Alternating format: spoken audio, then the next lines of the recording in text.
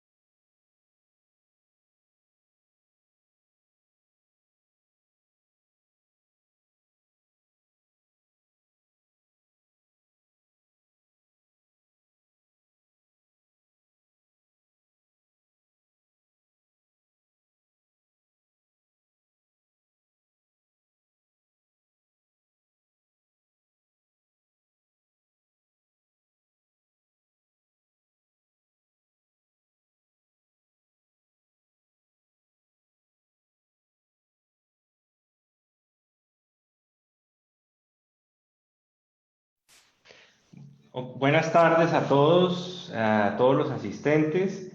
Bienvenidos a nuestro conversatorio, Pandemia y Espacio Doméstico. Este es el segundo de varios conversatorios que estamos planeando hacer sobre temas de arquitectura. Hoy tenemos a un grupo muy selecto de arquitectas que nos acompañan. Mi nombre es Rodrigo Ibáñez, yo soy el gerente general de Cerámica San Lorenzo. Y hoy tengo el gusto de presentar a nuestras reconocidas panelistas, que son las siguientes. Primero tenemos a Marta Morelli. Ella es arquitecta, socia de KM Arquitectura y Urbanismo y profesora asociada a la Pontificia Universidad Católica del Perú, con experiencia profesional en proyectos de arquitectura y urbanismo en Estados Unidos y en China. Desde hace 10 años, Marta viene desarrollando proyectos arquitectónicos y urbanos en distintas ciudades del Perú. Es coautora del libro Edificios Híbridos en Lima, directora de la Asociación Peruana de Estudios de Arquitectura. Tenemos también con nosotros a Susel Biondi, quien participó también en el conversatorio anterior. Bienvenida, Susel. Susel es arquitecta con un posgrado en Construcción y Diseño Urbano Sostenible y un doctorado en Arquitectura Sostenible. Es profesora de la PUCP en la Facultad de Arquitectura y en la Maestría en Arquitectura, Urbanismo y Desarrollo Territorial Sostenible. En el año 2000 funda Polloni Biondi Arquitectos junto a René Polloni, con quien viene desarrollando desde entonces proyectos urbanos, arquitectónicos y paisajísticos. Tenemos a Sandra Barclay, quien trabaja en Barclay & Krauss.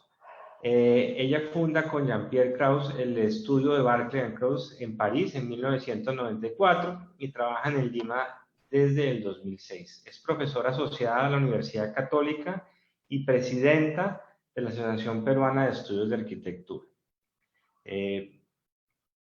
La obra del estudio ha sido acreedora de prestigiosas distinciones internacionales, destacando el premio Mice O Crown Hall de las Américas 2018, otorgado por la IIT de Chicago, y el premio Oscar Niemeyer 2016, otorgado por la Red de Bienales de América Latina. Bienvenida, Sandra, a este conversatorio. Patricia Llosa, nuestra última panelista. Patricia Llosa, es arquitecta egresada de la Facultad de Arquitectura y Urbanismo de la Universidad Ricardo Palma. Cuenta con una maestría de crítica y proyecto en la Universidad Politécnica de Cataluña en España. En el 2005, junto a Rodolfo Cortegana Morgan, fundan el estudio Llosa Cortegana Arquitectos, estudio con el que han sido reconocidos con diversos premios nacionales e internacionales, entre los que se destacan el Hexágono de Plata en la 17ª Bienal Nacional de Arquitectura, Urbanismo y Artes del Perú en el 2016. Bienvenida, Patricia, a este conversatorio. Bueno, a partir de este momento los invito a disfrutar de esta entretenida sesión y Marta, te cedo la palabra. Muchas gracias. Bueno, muchas gracias, Rodrigo, y muchas gracias a todo el equipo de San Lorenzo por organizar este evento. Bueno, al ser la primera en intervenir, quiero contarles un poco a todos los que están escuchando también que el objetivo de este conversatorio es reflexionar alrededor de las condiciones del espacio doméstico, algo que en realidad es como inherente a todos los seres humanos, porque lo doméstico remite al ámbito privado de una persona. Sin embargo, es curioso que cuando uno escucha espacio doméstico, inmediatamente se asocia a un espacio de la mujer, ¿no? Tal vez porque lo doméstico está directamente asociado a nuestra vivienda, nuestra casa, que es el espacio privado por excelencia, y por años en este país la casa está asociada a la mujer. La verdad que esta pandemia ha roto ese estereotipo, creo. Ahora todos lidiamos con nuestra casa. Por lo tanto, cuando San Lorenzo nos invita a 4 arquitectas a conversar, nos pareció como especialmente pertinente hablar sobre el diseño de la vivienda. Pandemia y espacio doméstico, aunque la pandemia y por tanto la cuarentena ha generado una serie de necesidades dentro de la casa, la verdad es que ha puesto en evidencia muchas de las cosas que son esenciales para la calidad de vida y de general de todas las personas, y que los arquitectos siempre hemos venido defendiendo hace mucho tiempo, al margen de la pandemia, en realidad. Y una de ellas es lo primero de lo cual quiero hablar, que es como que en estos días de cuarentena se ha vuelto más importante que nunca el rol de los balcones o terrazas en los edificios para respirar un poco de libertad y aliviar el encierro, ¿no? Los balcones son espacios que por un lado nos permiten recibir el aire fresco y estar en contacto con el exterior, y por otro son elementos que median entre lo privado y lo público, ¿no? Entre nuestra individualidad y la colectividad o la comunidad. Son un espacio de transición entre la casa y la calle, necesario para nuestra conciencia como ciudadanos, en realidad. Pero también los balcones cumplen funciones diversas, ¿no? Como, por ejemplo, contener el paisaje que vemos, ¿no? Desde nuestra vivienda, como cuando los llenamos de plantas, por decir, o ser la extensión de un espacio interior, especialmente en una ciudad como Lima, donde el clima casi no los permite todo el año. Entonces yo quería preguntarles a todas, ¿qué opinan un poco del rol de los balcones en la vivienda y qué atributos espaciales le ven ustedes, ¿no? Susel, no sé, ¿tú qué piensas? Bueno, yo creo que lo has dicho así muy claramente, ¿no? El balcón es la conexión de la casa con el cielo, ¿no? Es la luz, es el exterior, son las vistas que tienes desde ese espacio, es el aire fresco, es la posibilidad de verde dentro de la vivienda. Eso, la posibilidad de tener plantitas que hace bien al alma, ¿no? A mí, por ejemplo, me hace feliz que mi hijo menor nos llame emocionado a todos a la terraza para oler el jazmín, que qué rico huele el jazmín. Esa posibilidad es porque está en una maceta en la terraza, ¿no? Entonces, cobran, como dices, mucho más importancia estos espacios al aire libre, digamos, en los departamentos, ¿no? Creo que tiene que ver con lo que se llama biofilia, que es esta necesidad instintiva, atávica, de conexión con la naturaleza y con otras formas de vida, porque somos una especie que nuestra supervivencia depende de esa conexión estrecha y positiva con el ambiente, ¿no? Entonces es casi inherente a nosotros. Y creo que esa necesidad de vincularnos con ese ambiente ha quedado demostrada por todos los que vivimos en departamentos, ¿no? En esta cuarentena. Nosotros hemos usado más que nunca en la vida la terraza y por ejemplo yo ahorita he elegido, dijimos que cada uno elige un espacio en su casa, yo he elegido este patiecito, ¿no? Así como que es mi conexión con eso, con el cielo, con la luz, y ha cobrado ese rol protagónico en los departamentos especialmente, ¿no? Sandra, ¿qué piensas? Tu micro. Sí. Y como hemos pasado de una ciudad o del vivir en casa al vivir en departamento, sí, yo creo que el espacio exterior, la terraza, el pequeño jardincito o el balcón nos remiten a la idea o al concepto de casa que todo el mundo anhela o tiene como sueño, ¿no? Pero es lo que yo creo que permite sentirnos más como una casa, sin embargo habitamos un departamento. Pero creo que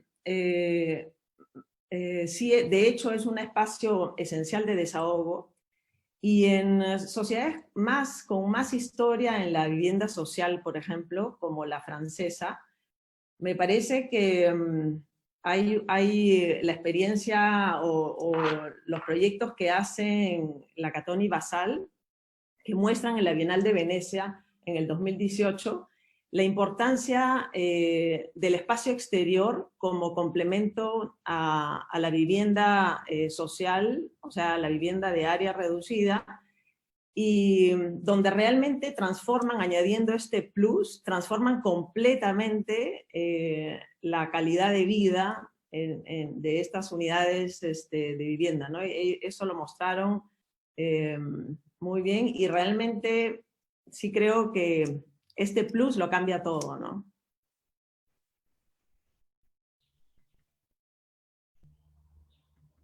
No, ¿tú qué opinas, Pati? Bueno, definitivamente el balcón como elemento es un espacio que tiene la capacidad de interrelacionar el interior de la vivienda con el exterior. Es como una especie de extensión, por definición, de la vivienda.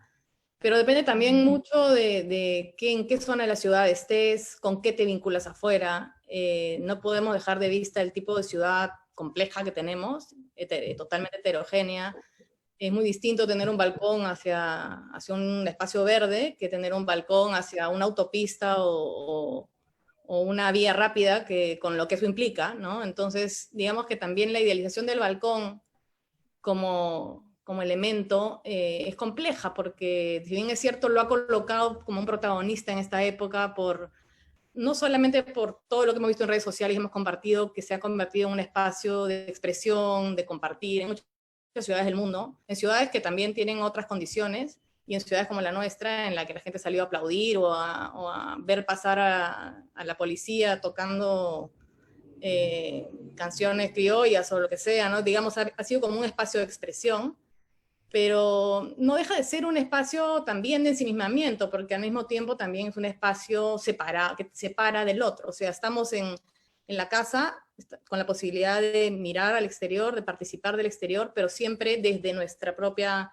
protección, ¿no? Desde nuestro propio espacio más individual. El balcón sigue siendo parte de la extensión de la vivienda hacia el exterior, pero desde la individualidad de la vivienda, ¿no? Sigue siendo de alguna manera algo privado que se asoma a lo público, ¿no? No es público en sí mismo. Y claro, eso es pertinente hoy y funciona muy bien por la situación en la que estamos, por una situación de miedo y de protección.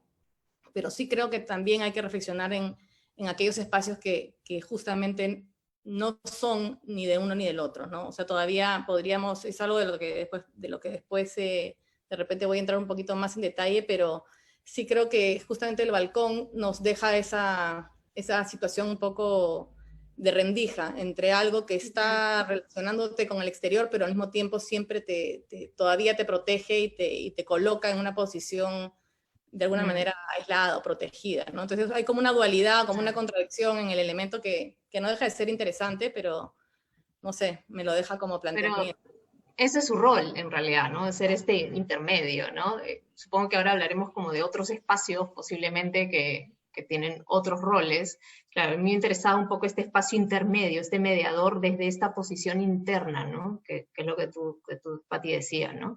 Y es curioso porque a mí me parece como un dispositivo como esencial en esta conexión, como digo, con la calle, con el exterior, desde la vivienda. Para mí es un elemento que pertenece a la vivienda. Y sin embargo, en realidad la mayoría de edificios no tienen balcones ni terrazas, ¿no? Especialmente en esta ciudad, en Lima. Y la mayoría de explicación que te dice la mayoría de gente es porque simplemente el mercado no lo paga, ¿no? O sea, la mayoría de proyectos inmobiliarios en general masivos no ofrecen balcones y aparece solamente en edificios de clase media o alta como un lujo, ¿no? Como un adicional para hacer atractivo más un producto de vivienda, ¿no? Lo cual no pasa en otros países.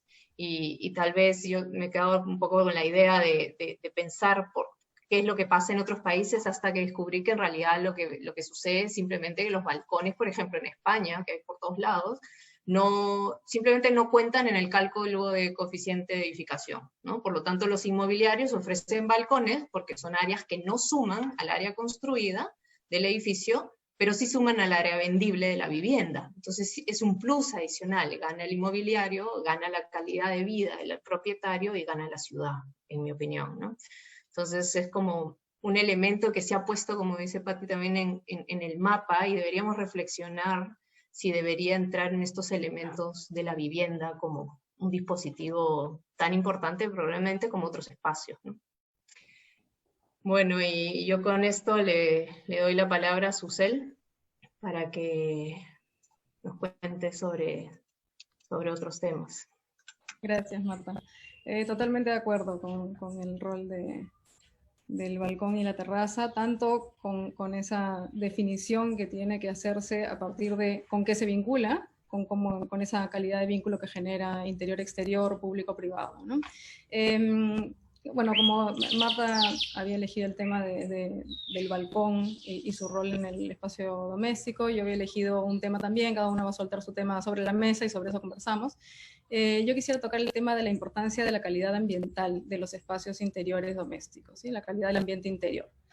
A mí el vivir una pandemia, esta situación tan extraña de cuarentena global, me ha hecho pensar en las condiciones de los diferentes ambientes de una vivienda y qué tipo de vida permiten a las familias que lo habitan, ¿no? Y por qué esto cobra importancia ahora, ¿no? O sea, siempre la tuvo, como dijo Marta, siempre los arquitectos nos ha importado estos temas, pero en una situación normal, digamos, entre comillas, de no pandemia, una persona promedio pasaba más tiempo fuera de su casa que dentro, o al menos la misma cantidad de tiempo en casa que fuera de casa en cualquier otra actividad, ¿no? Trabajo, colegio, cualquier otra actividad al aire libre. Entonces, digamos que en el caso de una familia que no tiene la suerte de tener una vivienda con ambientes de calidad al interior, al menos el tiempo que los miembros de esa familia puedan pasar fuera de casa en otras actividades, les permite cambiar de condiciones y no estar expuestos siempre a lo mismo, ¿no? Al mismo aire, a la misma luz o a la misma falta de luz, digamos, a los mismos olores y a los efectos que esas condiciones tienen sobre esos miembros de la familia, ¿no?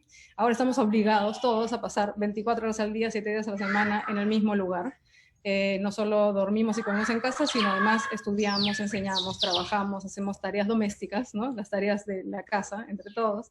Aprendemos con los hijos en el homeschooling obligatorio que nos toca. Y además nos desinfectamos y bañamos cada vez que volvemos a hacer compras, desinfectamos todo lo que pasa por la puerta. Todo esto sucede en el espacio doméstico, ¿no? Entonces, tiene como mucho más roles que cumplir últimamente, ¿no? Y yo creo que se hace imprescindible indagar en la calidad ambiental interior de la vivienda. ¿Para qué? Para buscar las mejores condiciones de bienestar y salud de sus habitantes, ¿no? Acá quiero hacer notar que hablo de bienestar y no de confort, ¿no? Buscar ambientes física y psicológicamente saludables y no solo físicamente cómodos. Porque un espacio, digamos, puede ser cómodo y no necesariamente saludable o generador de bienestar, ¿no? Ahora que estamos tan preocupados por la salud, hace unos días encontré entre unas notas una definición de la OMS que había copiado. La OMS dice que salud es el estado de bienestar físico, mental y social total, y no simplemente la ausencia de enfermedad, ¿no? Como les digo, esto lo tenía en un cuadernito, entré a buscar en la web de la OMS y no hay forma, no encontré nada. Ahora solo hablan de coronavirus, de COVID, de pandemia, así que no la encontré. Espero que siga siendo la misma porque es una linda definición, ¿no? Esa situación holística integral de bienestar.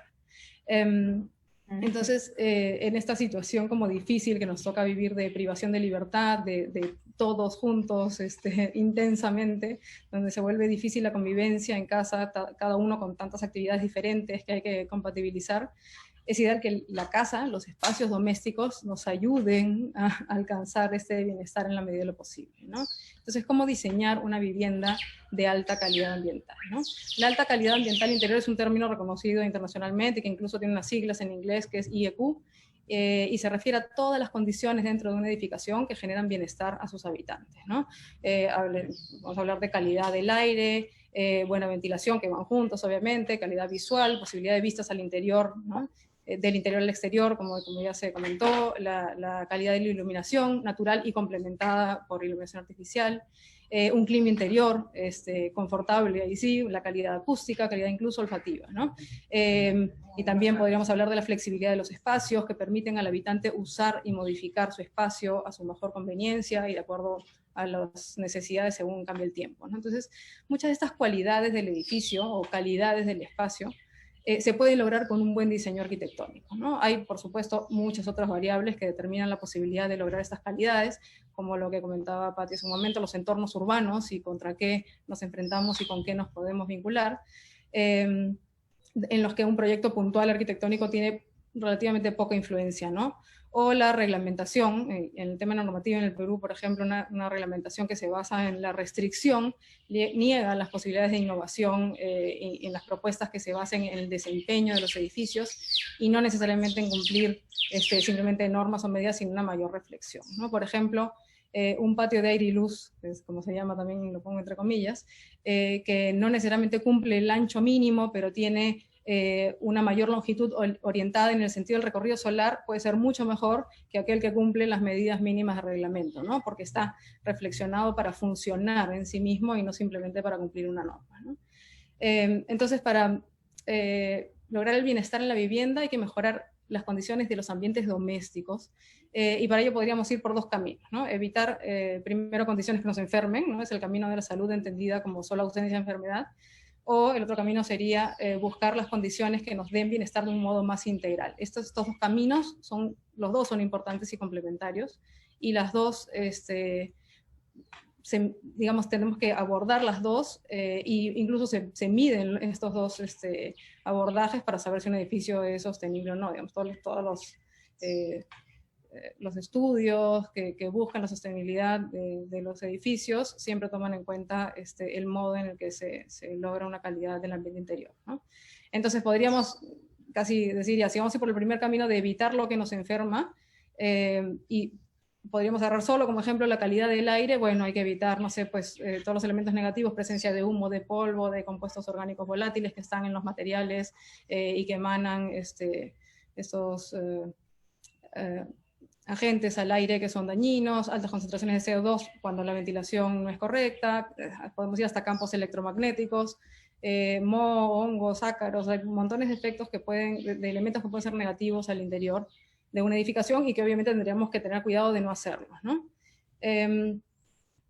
Pero por otro lado podemos ir por una visión más holística y que complementa la anterior, pero que es el camino del diseño arquitectónico, que es cómo lograr esa calidad del ambiente interior doméstico, que yo creo que es principalmente a través de tres estrategias, ¿no? O sea, una vivienda podría siempre y debería siempre incluir una pequeña área verde, podría ser productiva, una microhuerta o decorativa, simplemente el hecho de sumar una especie del reino vegetal a los habitantes de la casa es una cosa positiva en todo sentido, ¿no? Incluso anímico, ¿no? Y por otro lado también físico, las plantas filtran contaminantes del aire, producen oxígeno, etcétera, etcétera, ¿no? A eso se le puede sumar simplemente pensar en una buena ventilación natural que va a evacuar todos los compuestos tóxicos de la lista, esa negativa anterior, y una buena iluminación natural, ¿no? El sol mata hongos, moho, bacterias, y en la vivienda, y eso es bien importante, a diferencia de cualquier otra tipología en la que siempre nos cuidamos que no entre un rayo de sol porque se va a sobrecalentar, el ingreso de radiación directa es bienvenido, ¿no? Por supuesto, excepto en los climas muy cálidos, donde es suficiente con ventilar nada más, ¿no? Y además está esa relación de la que nos dan las ventanas y mamparas que permiten la entrada de luz y sol, ¿no? Y también nos vinculan con el exterior a través de las vistas, a la calle, a un área verde si es que no tienen la suerte de tenerla cerca, o por último al cielo y al sol, ¿no? Y todo esto ayuda al bienestar psicológico, ¿no? Bueno, eso, la luz natural es fundamental para la salud, ¿no? Y me diría que es una buena iluminación y un buen clima interior hacen también que la vivienda consuma menos, ¿no? Y por lo tanto tenga un impacto ecológico menor y ayuda a la sostenibilidad, ¿no? Y todo suma, digamos, el bienestar, la salud, todos felices y ojalá el planeta también. No sé, Marta, te paso la palabra. No, interesante porque has dado un poco en el fondo todo lo que buscamos todos los arquitectos es ese, ¿no? El generar un bienestar y el confort de los usuarios y de las personas que van a habitar lo que diseñamos, ¿no? Y lo curioso es que un poco entre todo lo que has explicado, o has dicho, hay como dos dos grupos, ¿no? Digamos, los aspectos como tangibles, que incluso son casi científicos, ¿no? Hay dispositivos para medirlos, como son incluso la luminosidad, ¿no? La cantidad de luz que entra, la cantidad de aire, la acústica, ¿no? Son aspectos medibles, tangibles, posiblemente, que pueden entrar como en una especie de tabla científica, ¿no? Pero están los otros aspectos que creo que son los más interesantes de nuestra profesión y de nuestro trabajo, que son estos otros aspectos intangibles que hacen esta sensación de bienestar que la vuelve real, con unos aspectos que son difíciles de medir, ¿no? Por ejemplo, la sensación de amplitud en un espacio, ¿no? Cómo se logra, que es un manejo del espacio, de una serie de variables que se logran, ¿no? El manejo de las vistas, el manejo de construcción de paisajes que no están ahí afuera, ¿no? Como un poco lo decía Patti, ¿qué haces cuando tienes una cosa, estás en medio de un entorno urbano? Pues la arquitectura tiene la capacidad de construir experiencias a veces al margen de donde están, la capacidad de flexibilidad tampoco, son cosas que no son tangibles, digamos, y esa es creo que la parte más rica también de nuestra profesión, y en donde se mide un poco la calidad arquitectónica, ¿no? Que es a lo que se debería apuntar en toda vivienda, en realidad, y es un poco irónico decir esto, y creo que es pertinente de repente defenderlo incluso más en un país como el nuestro, donde el 70% de la vivienda es informal, para la cual nosotros no participamos en absoluto, y que carecen de esta calidad ambiental y ese bienestar fundamental para el desarrollo de todas las personas, ¿no? Entonces, que esto es un trabajo integral que no es que hay que empezar a valorar, y hay que empezar a valorar en este país, ¿no? Como le digo, donde nuestro trabajo está producido solamente un 30%. Un poco eso. Sí, totalmente de acuerdo. Empezar a valorar y ver qué más podemos hacer por la vivienda social, que la verdad es que... Sí, yo creo que definitivamente uno de los temas, me parece, más esenciales sería el estudio riguroso y preciso de la luz, ¿no? Me parece esencial como aporte para la calidad de la vivienda. Y entonces no pensar la luz natural o el control o el ingreso de luz natural desde el exterior, no pensarla como una composición de fachada cuando hacemos un proyecto, sino muy importante pensarla desde el interior, ¿no? Tener, por supuesto, mucho cuidado en no dejar de tener suficiente luz natural si es que concebimos espacios que dan solamente hacia pozos de luz muy pequeños o muy profundos, pero donde necesitemos tener luz artificial, por ejemplo, prendida todo el día, pero no pasarnos tampoco al otro extremo de decir que, ok, dejemos de tomar decisiones, hay que hacer todo vidriado, pues creo que el tema, o sea, la vivienda necesita también una cierta intimidad, ¿no? Entonces, no debemos de terminar con espacios demasiado expuestos que al final el habitante deba de estar con las cortinas abajo todo el tiempo porque no tiene suficiente intimidad, ¿no? Y para eso yo creo que el balcón ayuda mucho, el balcón y la terraza, ¿no? Entonces contribuye a hacer este espesor que nos puede dar esa intimidad hacia la ciudad y que permite, pues, que nos va a permitir siempre tener las cortinas abiertas cuando tenemos abundante ingreso de luz, ¿no? O sea, me parece súper importante el estudio de luz para apuntar a estas calidades óptimas o condiciones óptimas de la vivienda, ¿no?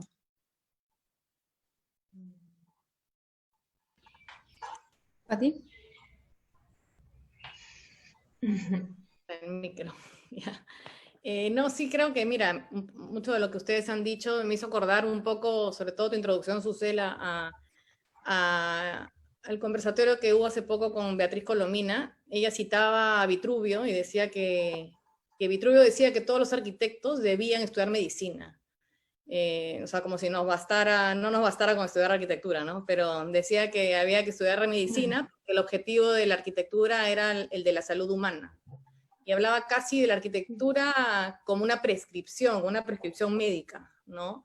Y me pareció muy potente esa imagen. Y creo que todo lo que comentabas tú, lo que hablaba Marta, son, como dice Marta, los principios básicos de proyectar un mejor edificio siempre, ¿no? Que ahora estemos hablando de eso en torno a la vivienda por la situación en la que estamos, simplemente lo coloca nuevamente como que un primer plano, pero creo que es importante también preguntarnos en qué momento y por qué se ha dejado a veces de colocar como el punto relevante de la discusión, ¿no? Creo que hace un ratito Marta hablaba de ese 70% de la autoconstrucción o de la construcción sin arquitectos, pero también la construcción hecha por nosotros, por los arquitectos, es responsable de colocar edificios que no tienen bienestar, que no colocan una mejor calidad de vida, y que son víctimas o son cómplices de alguna manera de la especulación inmobiliaria, que ha ido siempre en desmedro, de alguna manera, de la búsqueda de ese bienestar, y siempre ha puesto por delante un poco la necesidad de la rentabilidad y del negocio, ¿no? Yo creo que sí, los arquitectos ahora tenemos una posibilidad de usar mejor los argumentos o tener mucho más argumentos claros a partir de lo que estamos viviendo, o sea, usar esta experiencia para tener una mejor argumentación con los promotores, y creo que los clientes y las personas que vivimos en la vivienda vamos a tener ahora más posibilidades de exigir una mejor calidad de vivienda en todos los niveles socioeconómicos, ya no como un derecho, sino como simplemente la vivienda como derecho, sino la vivienda de calidad como derecho, ¿no? La vivienda ahora un poco se ha convertido en un refugio, ¿no? Un refugio casi de supervivencia, y nos ha confrontado a todos, a los que pasaban 2 horas en casa o a los que pasaban bastantes más, a la calidad de la vivienda que cada uno tiene, ¿no? Y mucha de ella sí es hecha por arquitectos. O sea, es importante también cuestionar la formación de arquitectos en las escuelas. Yo creo que todo lo que hemos venido conversando es parte fundamental ahora de una discusión mayor, ¿no? De cómo estamos formando arquitectos, esos arquitectos que después salen y no necesariamente otorgan esa calidad de vida de la que estamos hablando, que me parece fundamental, ¿no? Básicamente Totalmente eso. de acuerdo, muchas gracias. Es más, yo hacía así mientras tú hablabas y veía que Marta y Sandra también estaban haciendo así, sí, totalmente de acuerdo, ¿no? Y bueno, creo que efectivamente, recogiendo un poquito, Marta empezó diciendo, bueno, claro, los arquitectos siempre nos hemos preocupado, pero no, digamos, las sociedades en general de lo que hemos venido hablando ahora. Creo también que no todos los arquitectos nos hemos preocupado de eso, ¿no? De repente a algunos les ha faltado un poco. Y que como debería pasar, de una crisis uno sale aprendiendo algo, bueno, de repente esta crisis vamos a salir aprendiendo que la importancia del espacio doméstico y cómo podemos mejorar esas condiciones para poder vivir mejor, ¿no? Con mejores condiciones de bienestar. De acuerdo. Sí. Sí, de acuerdo, Susel. Yo de hecho, es un momento en donde creo todo el mundo toma más conciencia. Me parece que se produce como un efecto lupa, ¿no? Los problemas y defectos, y así como las virtudes en la vivienda, se ven amplificados, ¿no? Entonces, no solo para nosotros, como decías, no solo para los arquitectos y especialistas en el tema, sino todo el mundo, ¿no? Todo el mundo va a tener más conciencia, los habitantes, los clientes, los promotores, de que hay que buscar calidad, ¿no? Entonces yo creo que también es un momento donde más que nunca podemos muy fácilmente tener una visión crítica del lugar donde vivimos, ¿no? Y visualizar, identificar muy bien qué cosa no queremos, ¿no? Entonces pensaba que también es un momento preciso para imaginar la vivienda ideal, ¿no? Y es un término que para mí tiene un origen en uno de los ejercicios académicos que hice como alumna con Enrique Siriani en París, en donde había que pensar en la vivienda ideal como unidad a partir de la cual organizaríamos un edificio de vivienda de interés social, ¿no? Entonces, la pregunta era ¿cómo debe ser una vivienda ideal?, ¿no? Y para mí era la primera vez que me hacían esta pregunta, ¿no? A pesar de haber abordado proyectos de vivienda colectiva en la universidad en Lima, pero hacíamos proyectos de conjuntos residenciales, pero nunca había esa reflexión donde el punto de partida era la tipología de la vivienda, ¿no? La unidad o las cualidades de esa tipología. Entonces, sí pienso que es importante pensar, entonces, en esta vivienda ideal, no solo con la inclusión del espacio exterior o terraza de la que ha hablado Marta, o de las buenas cualidades ambientales de las que ha hablado Susel, sino yo también añadiría la importancia de pensar en la variable de la adaptabilidad y transformación, ¿no? Para que este hábitat nos pueda acompañar en el tiempo, ¿no? Y hay dos tiempos, hay los tiempos personales que tienen que ver con los momentos en los que nos encontramos en nuestra vida, ¿no? Viviendo solo, trabajando en freelance, con empresa propia, trabajando desde casa, viviendo con amigos, con pareja, con hijos o con padres, etc. Pero también hay estos tiempos globales donde surgen necesidades inesperadas, ¿no? Como la pandemia que nos toca vivir, en donde nos toca en nuestra vivienda estudiar, trabajar, hacer deporte y de todo, ¿no? Entonces, de hecho no hay duda que cuando pensamos en el crecimiento, porque creo que no se puede desligar la unidad de la ciudad, cuando pensamos en el crecimiento de una ciudad como Lima, tenemos que ir hacia una ciudad densa, pero me encantó el concepto que Alejandro Aravena mencionó sobre que sobre todo tenía que haber intensidad urbana, ¿no? Entonces, dejar de compartimentar en sectores por actividad a la ciudad, y con esta misma lógica debemos de dejar reglamentar un único uso en un edificio, y para ser coherentes también imaginar la unidad de vivienda con estas mismas posibilidades, ¿no? Que nos da esta mixidad de usos. Entonces me parece que es importante poder imaginar espacios flexibles en la vivienda y espacios expansibles dentro de esta vivienda. Para el primero, en los espacios flexibles, pensaría en la estrategia de poder incorporar claramente una noción de un núcleo donde se concentran y compactan los espacios servidores y técnicos para liberar la mayor cantidad de espacio que pueda ser después multiuso, flexible, transformable en el tiempo, ¿no? Y de hecho resolver bien este núcleo me parece clave, y lo mostró muy bien Marcelo Faiden con su edificio Bonplan el viernes pasado. Y por otro lado, el hecho de pensar en que la vivienda tenga esta característica o esta posibilidad de ser expansible, me parece que se puede lograr con la estrategia de incorporar la generosidad del espacio dentro de la unidad de vivienda.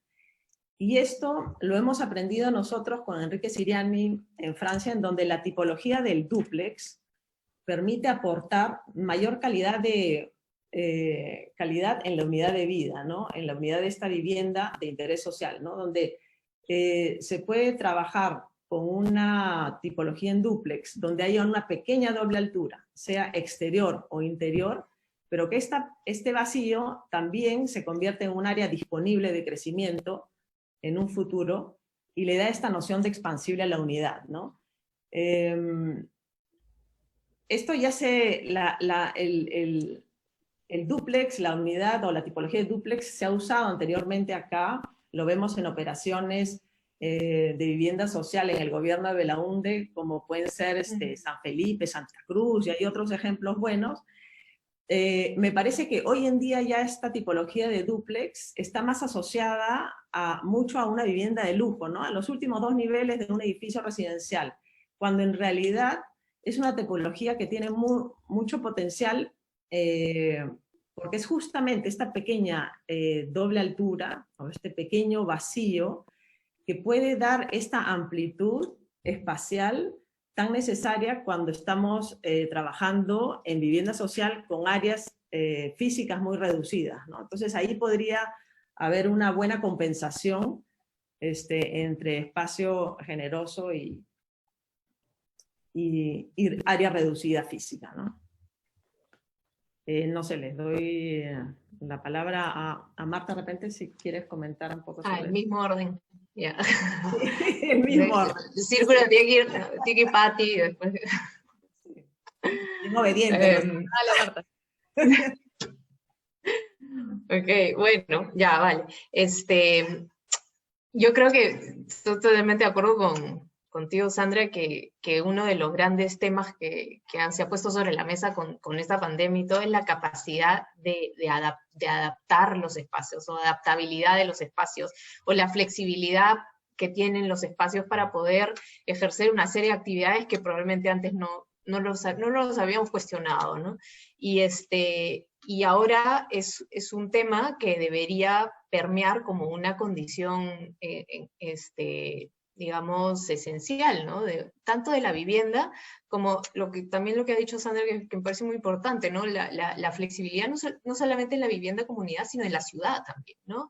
Y dejar de pensar que todo que cada espacio tiene un uso, ¿no? Entonces, ¿dónde va tal cosa? Porque aquí ¿cómo? ¿No? Aquí trabajo. Bueno, nada mejor que, claro, en realidad cuando diseñamos la vivienda tenemos que poner exactamente qué cosa vas a hacer en cada ambiente, y cada ambiente tiene un nombre porque está asociado a un uso y a una actividad que vas a desarrollar ahí, ¿no? Y nada más lejano que la vida cotidiana contemporánea, donde uno ahora puede trabajar en cualquier lado de la casa, o comer en cualquier lado, estudiar, miles de actividades, y los espacios no están preparados para eso, porque están concentrados para una actividad. Entonces la capacidad de flexibilidad es fundamental, y esta posibilidad de tener los espacios con este margen, como lo que has hablado, un poco esta idea de concentrar en un núcleo y dejar una libertad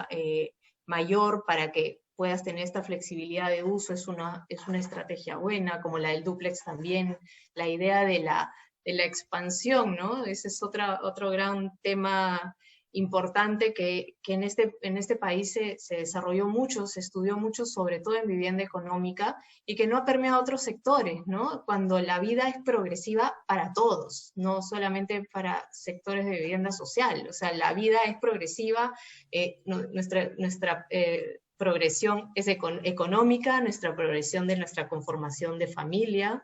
Como decía Sandra, hoy día estoy soltero, mañana me caso, me junto con alguien o vivo con alguien, tengo hijos, los hijos se van, después vienen los padres, y la vivienda no tiene esta capacidad de adaptabilidad que debería considerarse, ¿no? Entonces, uno de las estrategias que has mencionado me parecen importantes de que empiecen a aparecer, ¿no? Y que se estudien incluso mucho más para permitir que esto sea real. Sí, sí, de hecho, la de Susel.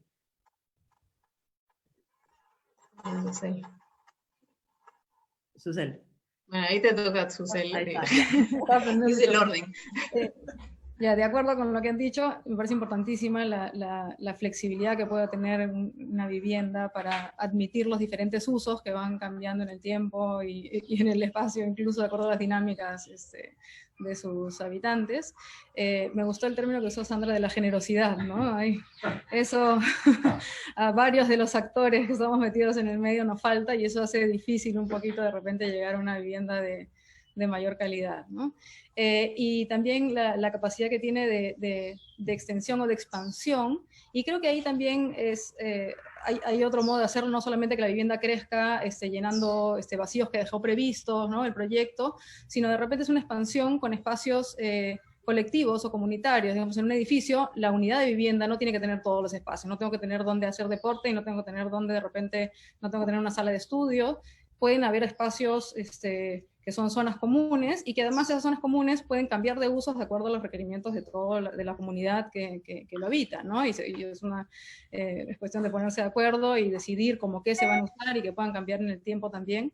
Y creo que es una expansión interesante de la vivienda, y además de modo de vida más colectivo, ¿no? Y también son espacios intermedios, no son públicos y no son privados, sino son colectivos, de un conjunto de familias, que les permite a cada una de esas familias mejorar sus condiciones de vivienda, digamos, porque tiene esas extensiones de diferentes usos, y que, digamos, una situación en la que todos ganan, ¿no? Son viviendas que no tienen esos metros cuadrados, no pagan necesariamente por esos metros cuadrados, pero sí los tienen a disposición en unas zonas compartidas, ¿no? Y creo que es un modo interesante también de explorar para todo vivienda de todos los tipos y de todos los precios, ¿no?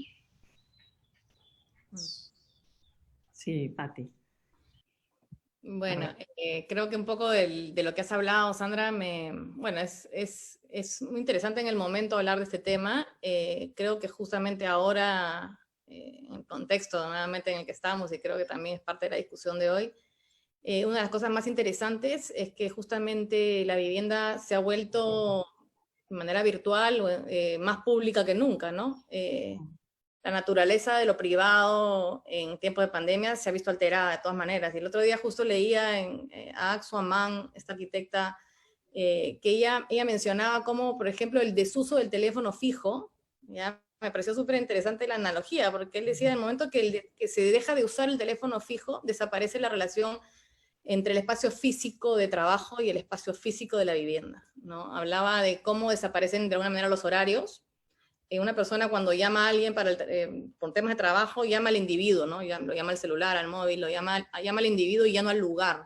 Y eso también termina borrando estos límites de las dualidades clásicas, ¿no? Trabajo-ocio, trabajo público-privado.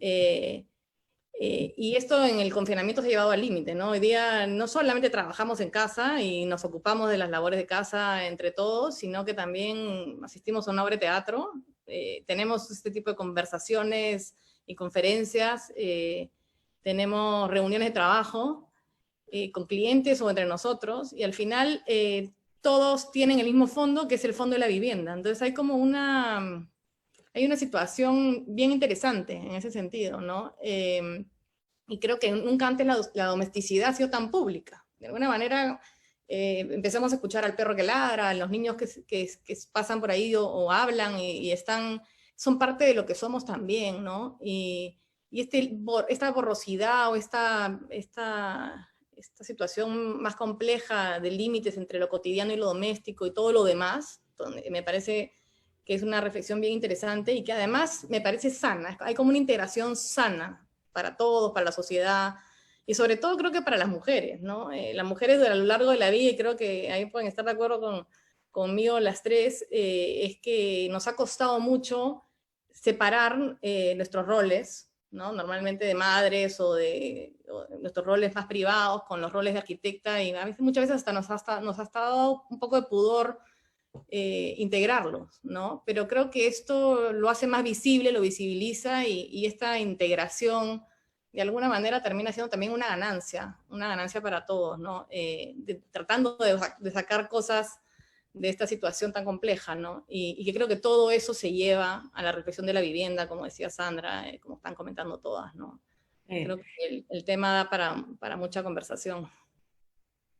Sí, pero qué importante es en este cambio de época o cambio de forma de vida que llevamos todos y todas, qué importante es que la reglamentación se actualice, ¿no? Porque efectivamente yo creo que es clave la adaptabilidad, la transformación, el hecho de que tengas una vivienda donde puedas hacer muchas cosas, como te da la gana, como dice Marta, y que se pueda transformar y haya usos distintos en un edificio, pero qué importante que todo esto, que es una necesidad evidente para la forma de vida de las personas hoy en día, esté apoyado por una reglamentación que debe actualizarse, ¿no?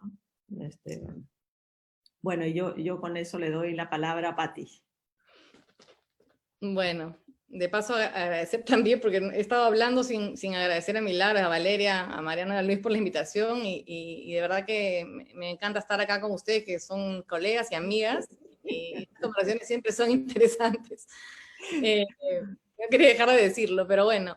Yo quería hablar un poco en torno al tema de la domesticidad común, aquello que se sale del ámbito de lo privado, de la vivienda, todos esos puntos de contacto con el otro, que para mí son relevantes. Y una de las preguntas más recurrentes que todos nos estamos haciendo en estos últimos meses ha sido cómo será esa nueva normalidad.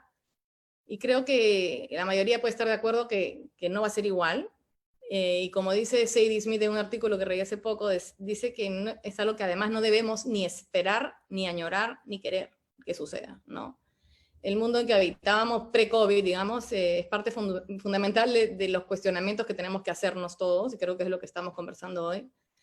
Y no es que no supiéramos que vivíamos en un país, por ejemplo, con instituciones y sistemas públicos precarios.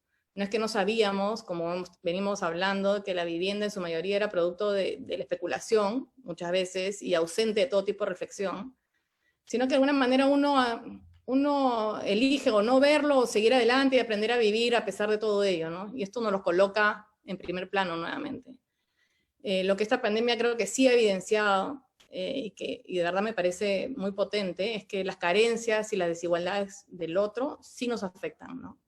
Que somos más interdependientes de lo que pensábamos o lo que sospechábamos, y que el mundo está totalmente interconectado. Y aunque hay gente todavía que piensa y habla de la pérdida del espacio público o de la imposibilidad de una nueva convivencia, ¿no? Obviamente desde el miedo al contagio, el miedo al otro, lo que estábamos hablando hace un rato, hay personas que piensan que se va a generar un repliegue. Yo prefiero pensar lo contrario, yo prefiero pensar en lo que señala Sloterdijk, este filósofo alemán, que él dice que hoy más que nunca necesitamos del otro, que el bien propio nunca ha dependido tanto del bien del otro, ¿no? Y que así como se magnifican, un poco como estábamos comentando, todos los problemas, también se magnifica la conciencia de la interdependencia entre las personas, ¿no? Y creo que el reconocimiento de esto debería ser lo que nos deje esta situación de crisis, o debería ser una de las cosas más importantes para mí que nos deje esta situación, ¿no? Sloterdijk, por ejemplo, acuña este término que él llama coinmunidad, el otro día lo mencionaba también. Es un neologismo que asocia el compromiso individual con protección mutua, con inmunidad común, ¿no? Él habla de la conciencia compartida de inmunidad, que coloca en primer plano esta necesidad de mutualismos, ¿no? De uno con el otro. Y la especulación inmobiliaria, la sociedad de consumo, de alguna manera han despreciado este espacio de lo común, justo lo que hablaba Sandra hace un ratito, en busca del mayor número de metros cuadrados, que también está en concordancia con la normativa, que muchas veces es producto de esa misma especulación, ¿no? Y el espacio doméstico se fue alejando de ese espacio compartido, ¿no? Se fue ensimismando, dejando de lado el barrio, el espacio de encuentro. El espacio doméstico de alguna manera se fue ensimismando, generándose como una especie de burbuja, creo yo. Esas burbujas que hoy irónicamente son las burbujas que nos protegen, ¿no? En este momento, y creo que espero por solamente un tiempo, son precisamente los espacios de refugio, pero que pasado este espacio de incertidumbre y tan complejo, yo creo que son las que precisamente debemos empezar a quebrar, ¿no? Estas burbujas, estos ensimismamientos. Particularmente creo que si en algo debe cambiar la reflexión en torno a la vivienda, es justamente en torno a la recuperación de lo común, ¿no? De estos espacios de los diafragmas, las rendijas. Creo que un poco también se hablaba de eso en las intervenciones de ustedes hace un rato, ¿no? Las rendijas entre viviendas, estos lugares de encuentros entre vecinos, la extensión, la prolongación de la vivienda a la calle.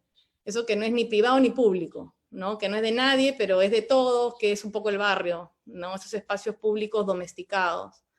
Pienso en elementos arquitectónicos, por ejemplo, tan nuestros como los patios, los umbrales, cómo resignificarlos para generar esos espacios de vínculo nuevamente, ¿no?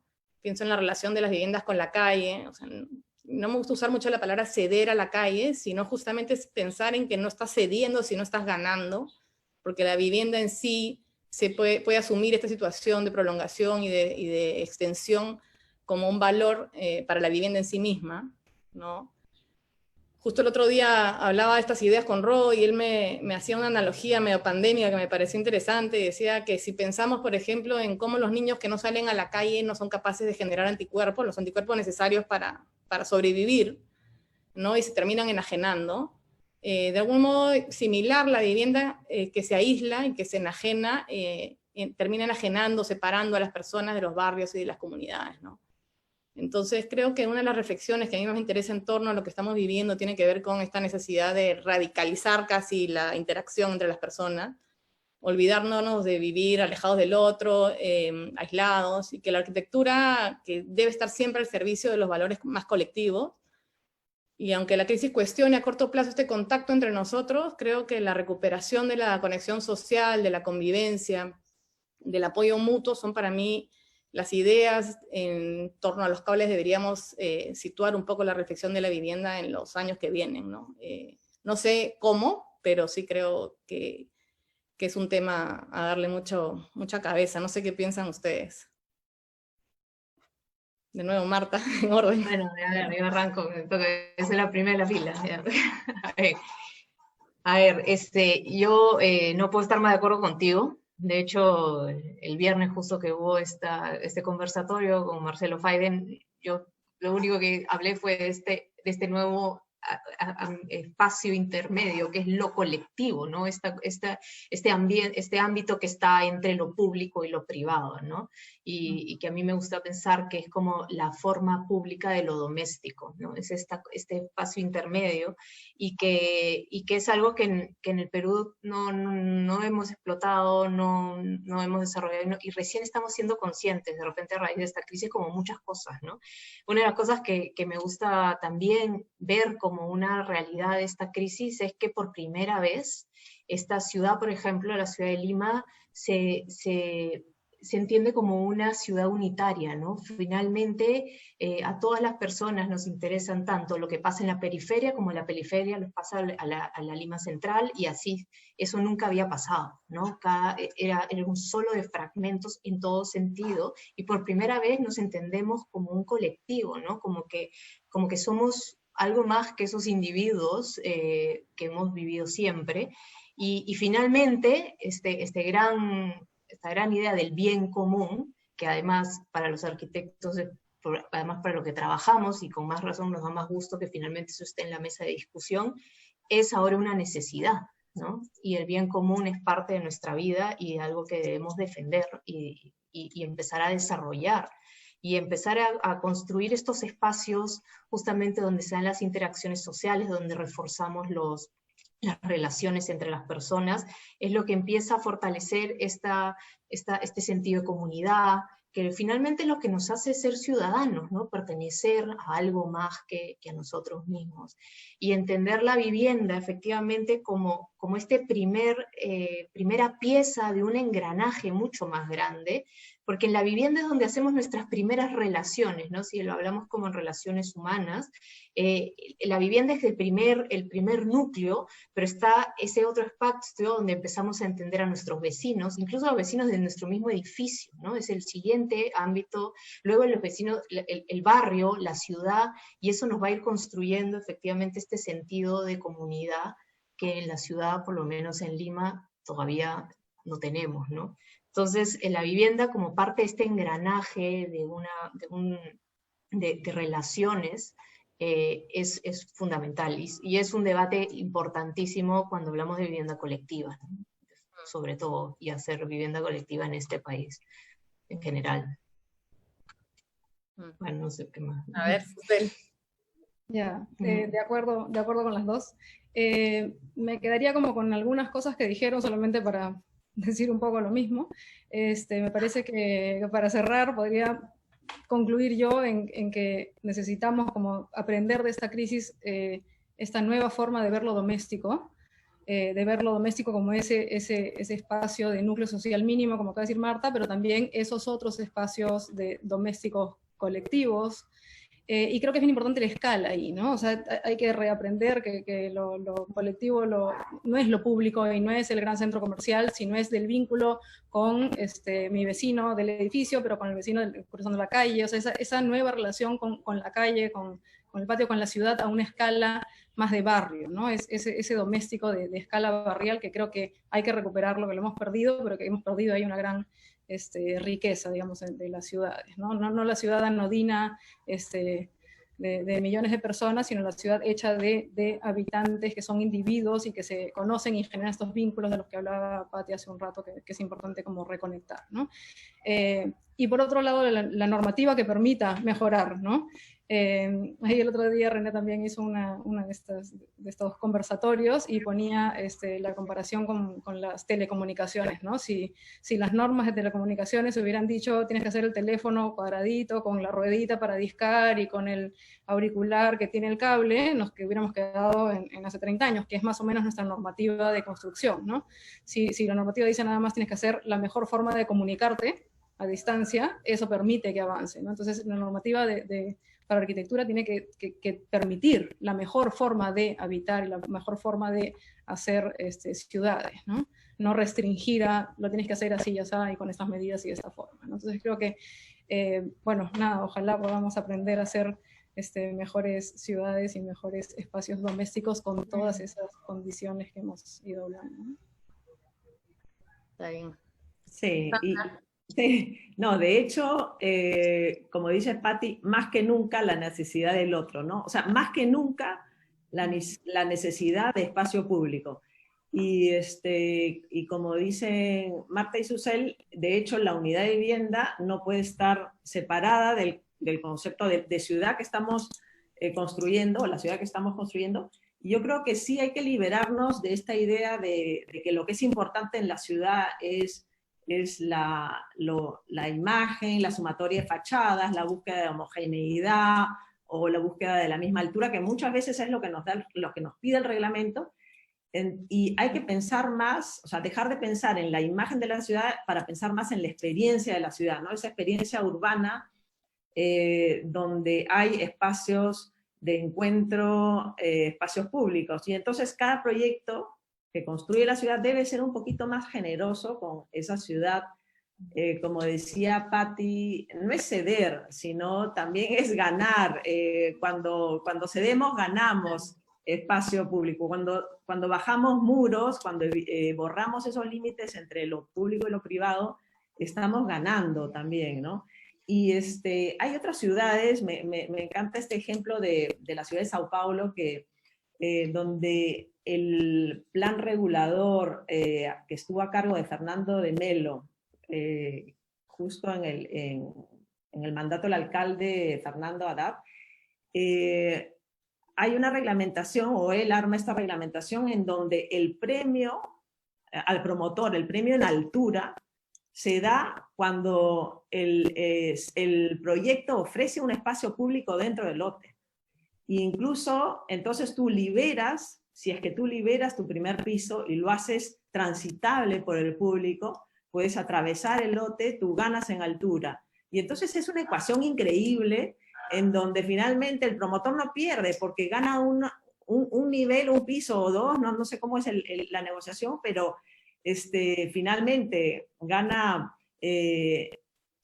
pisos de mucho valor, pero comparte con la ciudad y cede y gana este primer nivel como espacio público. Entonces, en una ciudad donde hay pocos espacios públicos, donde hay pocos parques, como la ciudad de Lima, de repente estamos en déficit en espacio público, puedes encontrar espacio público en lotes privados, ¿no? Me pareció así un ejemplo increíble, y por supuesto, a cargo de esta visión está un arquitecto que está tratando de ver cómo mejoramos la experiencia de la ciudad, ¿no? La experiencia urbana, pero para una ciudad moderna, hoy, actual, ¿no? Entonces, la reglamentación definitivamente debe actualizarse, ¿no?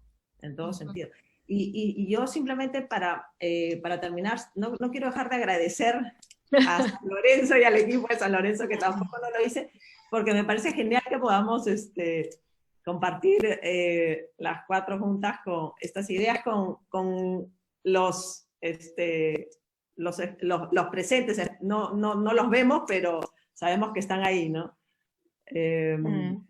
Sí, yo creo que para cerrar, creo que lo que has dicho, Sandra, me hace recordar un poco lo que el otro día tuvimos una conversación con David Mutal también sobre estos temas, que fue muy interesante, y él hablaba sobre el rol del arquitecto como comunicador, como un eje central en la discusión pública y lo ausente que estamos en ella, ¿no? Y que creo que todas estas conversaciones que estamos teniendo, si pudieran salir solo del ámbito arquitectónico y pudieran también tener un punto de contacto con el resto de la sociedad, y creo que la EA y las universidades y las instituciones que tienen la arquitectura como interés principal, podrían todavía seguir haciendo más esfuerzos aún como para que este tipo de discusiones tengan algún tipo de impacto en la discusión nacional, ¿no? Porque creo que lo que estaban hablando de la reglamentación, por ejemplo, sería importantísimo que suceda, pero somos nosotros los que tenemos que transmitir esos valores y esa información, ¿no?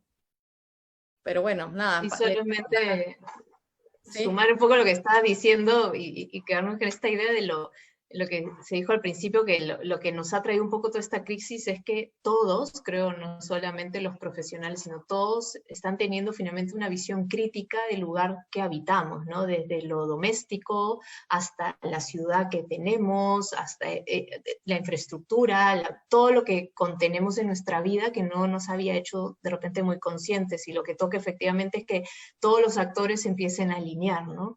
Ahora toca que la normativa siga estas demandas que deberían nacer desde la propia sociedad, ¿no? Yo de verdad anhelo que sea la misma, la gente, la sociedad, la que demande mejores espacios de calidad en su vivienda y espacios de calidad en todos esos otros ámbitos que son parte de tu vida cotidiana, ¿no? Entonces, y que de esa forma tengamos post pandemia una mejor ciudad, ¿no?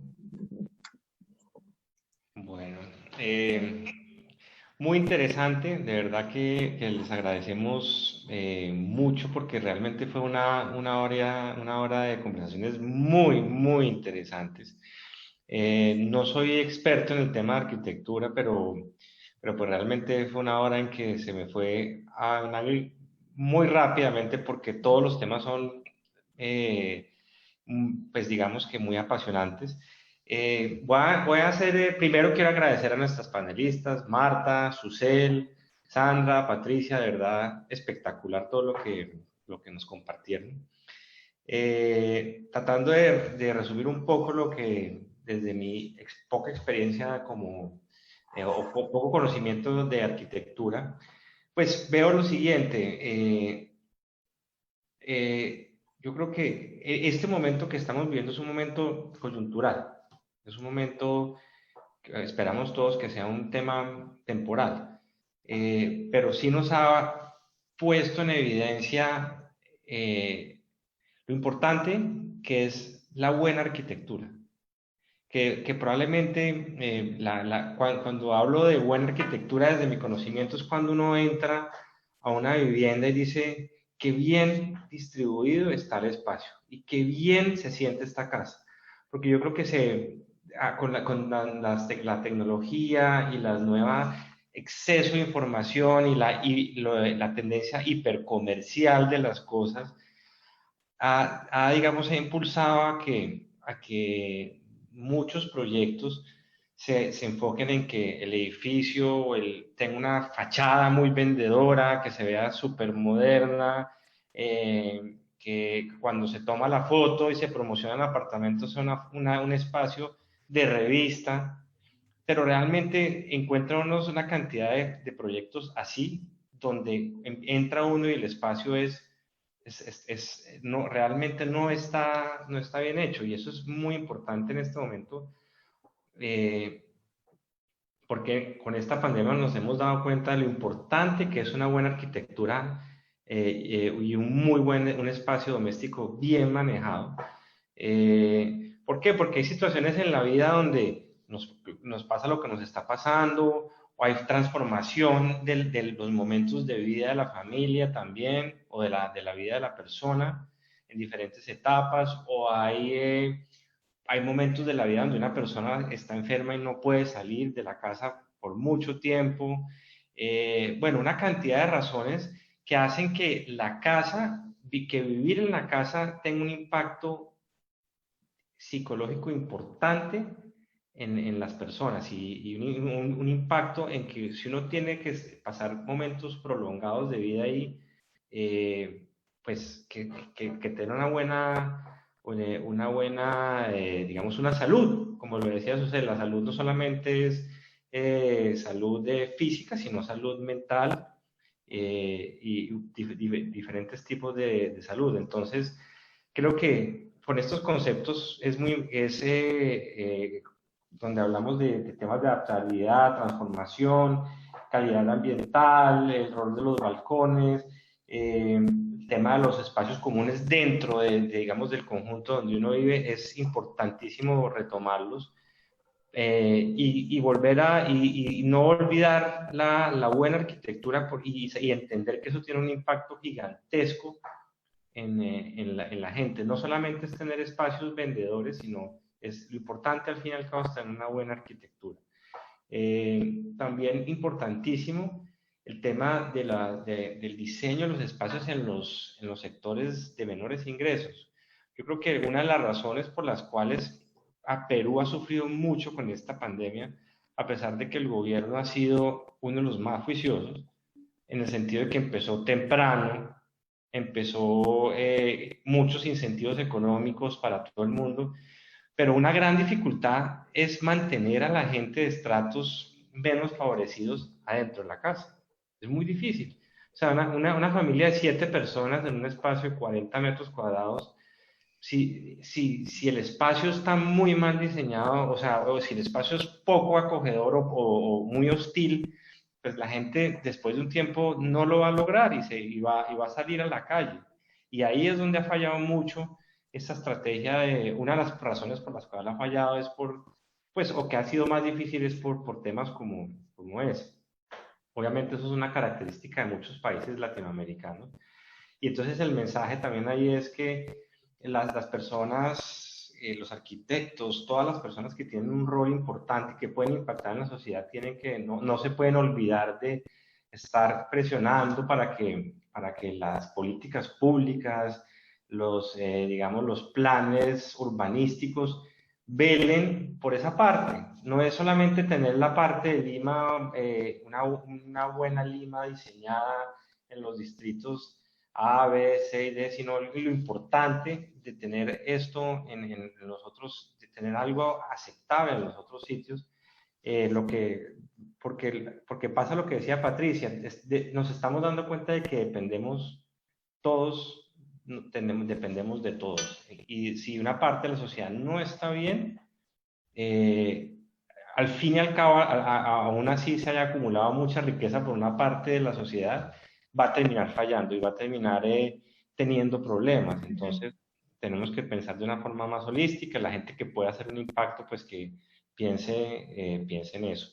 Finalmente, en temas de materiales de construcción, para nosotros va a ser muy importante, por ejemplo, el tema de baldosas, entender, creo que una lección es que el juego, el color de las baldosas es muy importante dependiendo de los espacios para los que se han diseñado. Me imagino que eso debe impactar muchísimo, no solamente que sea bonito y que impacte para las personas que están visitando, sino para las personas que viven ahí todo el tiempo. Entonces, pues como que resumo y me llevo todos esos puntos de esta charla, de este conversatorio.